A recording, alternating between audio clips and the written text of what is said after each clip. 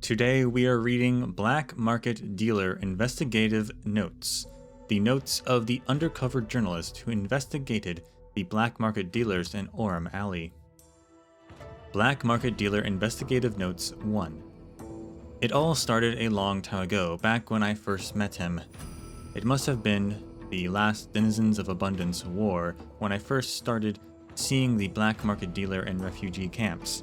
At the time, he was dressed in what could only be termed as suspicious.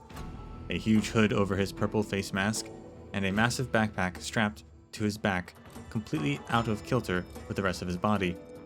He hid among the refugees, quietly peddling some wares of unknown origin, like weapons from interstellar pirates.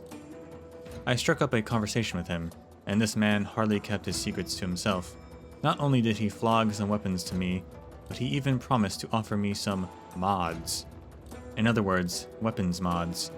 I was vigilant at the time, as my professional instincts were screaming at me that this person wasn't a good bloke, but I couldn't stop myself from asking more questions. He grumbled to me about being considered a profiteer by the refugees around him. To support my family, I came here without even taking out any life insurance. Is my life really that worthless? I came here to help everyone.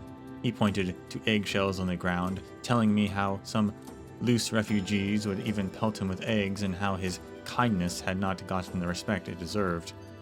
I asked about the price of wares, mainly those weapons of his, and indeed they were surprisingly expensive. Probably not many refugees could afford that.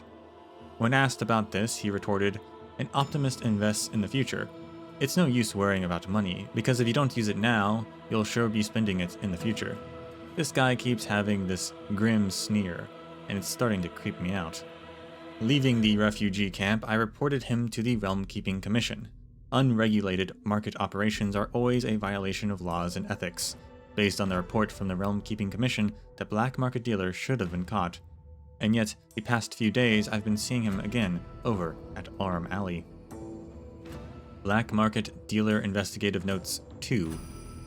Ever since I started working for the press, I've grown particularly sensitive to gray market operations, and I couldn't help myself from getting to the truth.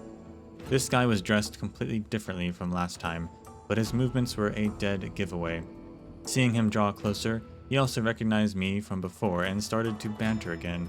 At first, I was worried he was going to take revenge on me, but then I realized I was worrying too much. This guy had never taken a stint in prison seriously. He said the Shinjo had been a mess recently, and he sniffed out a chance to sell medicinal materials. None other than vines grown from Mara-struck victims. He was going to peddle it to outworlders seeking everlasting life. I was shocked. Could that really be used as medicine? Would it work? This wicked black market dealer and his demented blasphemy, if I wrote an expose, would he be condemned? No, I'd better ask instead whether or not he'd make it off of the Shinjo alive. Thinking about all of this filled my heart with the power of justice. I had to track him down to the very end. Black Market Dealer Investigative Notes 3. This schmuck just went and got some tree branches from the Everhunt Plains. It's not Mara-struck at all.